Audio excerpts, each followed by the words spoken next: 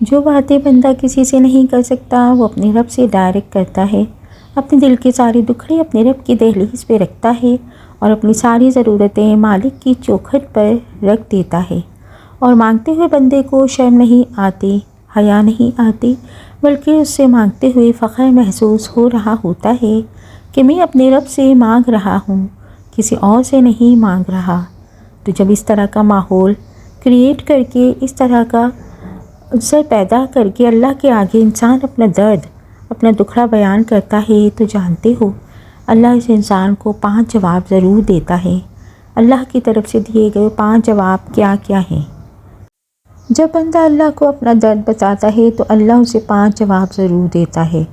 اللہ تعالیٰ کی طرف سے 5 جواب یہ ہیں۔ اس کی مکمل تفصیل جاننے کے لیے ویڈیو کو آخر تک ضرور دیکھیے گا۔ محترم ناظرین، رات کی تنہائی ہو یا دن کی بھیڑ، کچھ درد ایسے ہوتے ہیں جو زبان پر نہیں آتے، کچھ زخم ایسے ہوتے ہیں جو دنیا کو دکھائے نہیں جا سکتے۔ انسان دل کے بوجھ کو لیے پھرتا رہتا ہے مگر کسی کے سامنے کہہ نہیں سکتا۔ کبھی خوف ہوتا ہے کہ کوئی سمجھ نہیں پائے گا، کبھی ڈر لگتا ہے کہ کوئی مذاق نہ بنا لے، اور کبھی شرم آتی ہے کہ کہیں لوگ ہماری کمزوری کو نہ جان لیں۔ مگر ایک درد ایسا ہے جہاں یہ سب خدشے ختم ہو جاتے ہیں، جہاں نہ کوئی شرم رہتی ہے، نہ جھجک، نہ خوف، نہ پردہ۔ وہ درد، وہ چوکھٹ، وہ مقام، وہ جہاں بندہ اپنا دل کھول کر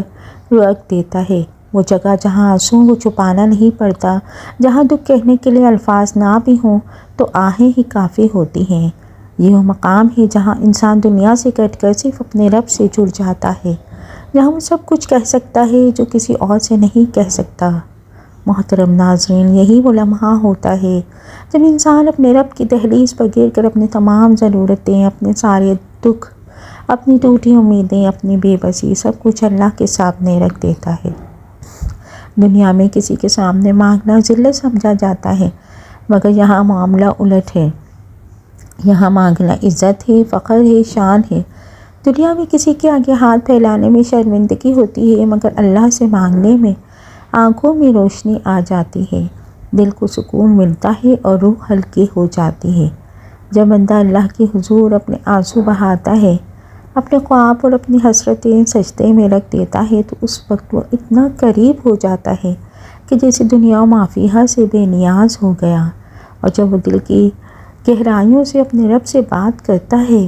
اپنی بے بسی کا اظہار کرتا ہے، اپنی محرومیوں کا حساب پیش کرتا ہے، اپنے دکھڑے سناتا ہے،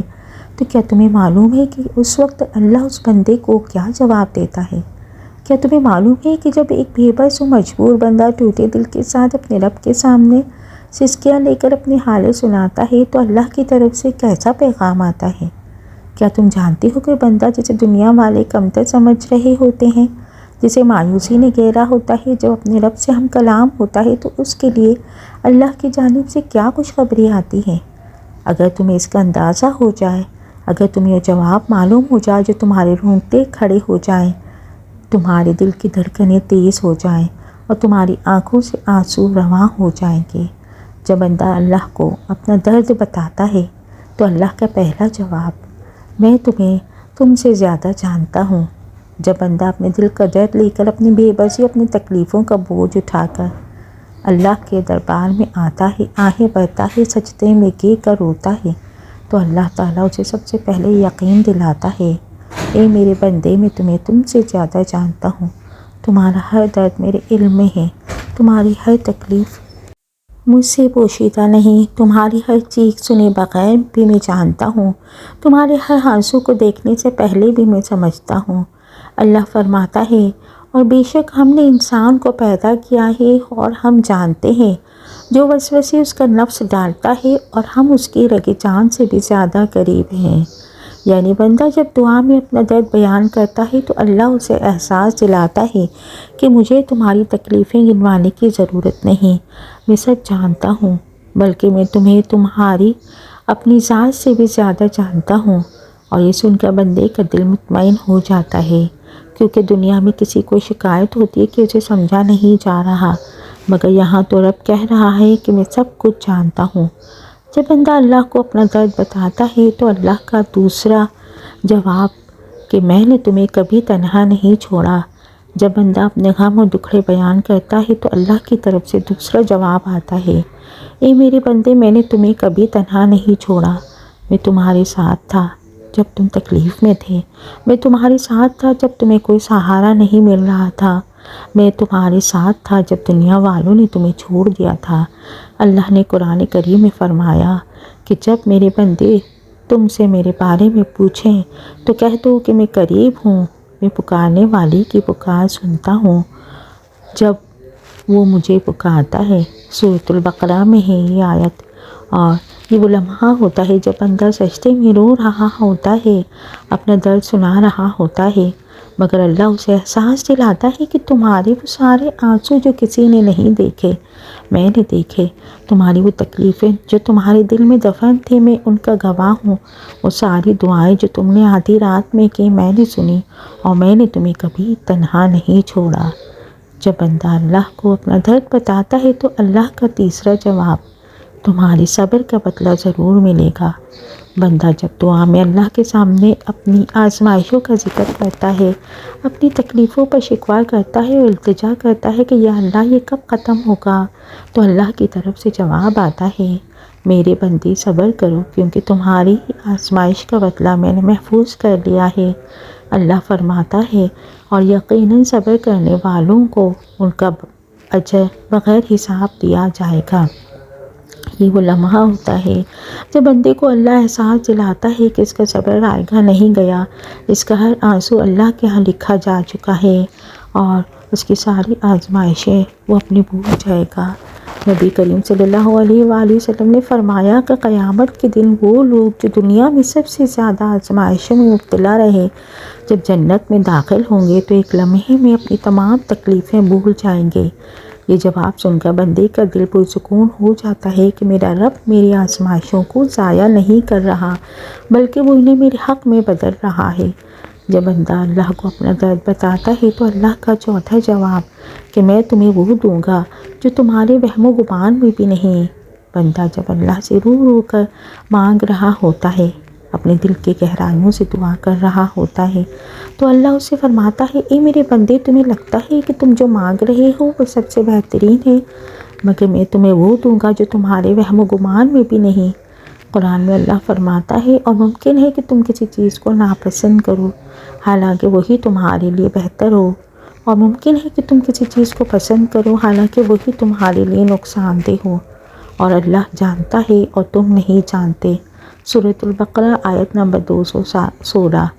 یہ جواب اس وقت آتا ہے جب بندہ کسی خاص چیز کے لیے دعائیں کر رہا ہوتا ہے مگر وہ نہیں مل رہی۔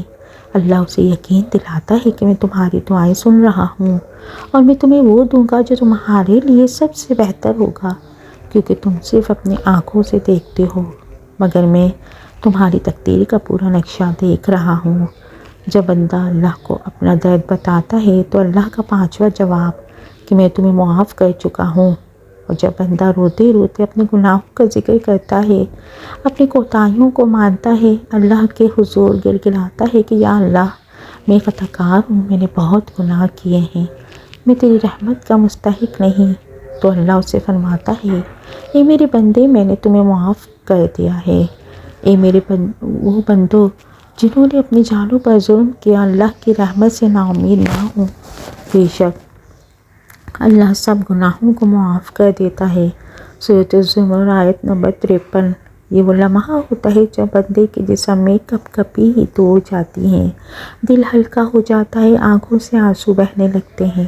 مگر اب وہ آنسو خوشی کے ہوتے ہیں، سکون کے ہوتے ہیں، مغفرت کے ہوتے ہیں۔ نبی کریم صلی اللہ علیہ وآلہ وسلم نے فرمایا، اللہ تعالیٰ رات کے آخری پہر آسمان دنیا پر نزول فرماتا ہے اور پکارتا ہے، ہے کوئی مجھ سے مانگنے والا کہ میں اسے عطا کروں، ہے کوئی مغفرت چاہنے والا کہ میں اسے معاف کر دوں۔ یہ وہ لمحہ ہوتا ہے جب بندہ دعا سے اٹھتا ہے، اس کا دل سکون سے بھر چکا ہوتا ہے، اسے معلوم ہو چکا ہوتا ہے کہ اس کا رب اس سے راضی ہو چکا ہے اور اب اسے دنیا کی کسی چیز کا غم نہیں، کیونکہ جب اللہ کہتے ہیں میں نے تمہیں معاف کر دیا تو پھر اور کیا چاہیے۔ محترم ناظرین، دعا صرف الفاظ کا مجموعہ نہیں بلکہ ایک بندے کی اپنے رب سے وہ نیاز مندی ہے جو اسے دنیا کی ہر چیز سے بے نیاز کر دیتی ہے۔ جب ایک کمزور، بے بس اور حاجت مند بندہ اپنے رب کے سامنے جھکتا ہے، اپنے ہاتھ پھیلاتا ہے، اپنی زبان سے التجا کرتا ہے، تو وہ در حقیقت اپنے وجود کا سب سے بڑا اعلان کر رہا ہوتا ہے، اے میرے رب، میں کچھ بھی نہیں، سب کچھ تو ہے، میری کوئی طاقت نہیں، سب اختیار تیرا ہے اور تیری رحمت کے سوا میرا کوئی سہارا نہیں۔ یہی وہ لمحہ ہوتا ہے جب دعا بندے کو سب سے بلند مقام عطا کرتی ہے، یعنی عبدیت اور عاجزی۔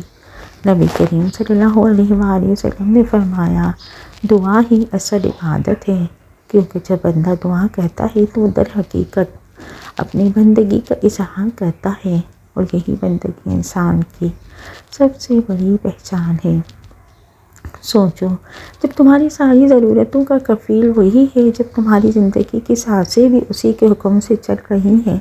جب تمہاری بھوک، تمہاری پیاس، تمہاری خوشیاں، تمہاری تکلیفیں، سب کچھ اسی کے قبضے میں ہے، تو پھر کسی اور کے در پر کیوں جایا جائے؟